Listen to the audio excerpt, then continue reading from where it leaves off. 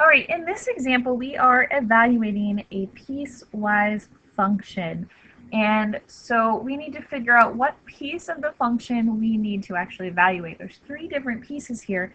And using our conditions, we need to figure out what we need to use. So first of all, we are trying to find f of -1. So that means we're trying to evaluate this function at the value where x equals -1. So that will help us figure out which of the functions we're actually going to be looking at here, because x is -1, so we need to find where that fits within our conditions. So I have here, on the very first one, x is less than or equal to -1. Let's say that again. X is less than or equal to -1. And what did we have here? X is equal to -1. So it looks like we're going to be evaluating this square root function here.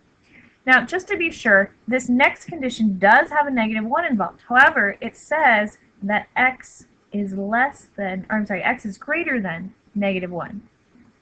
We know that x is equal to -1, so it's not greater than. So we know that that cannot be our function.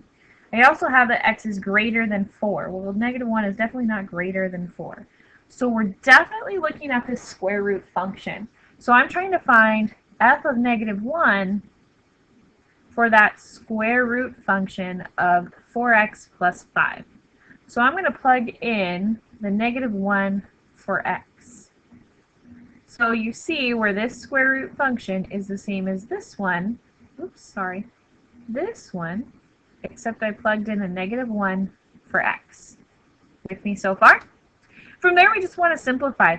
So I'm going to start inside my grouping symbol, which is in this case a square root symbol. So the 4 times -1 is going to give me a -4. And I still have the square root, and I still have the plus 5. I haven't done anything with those yet.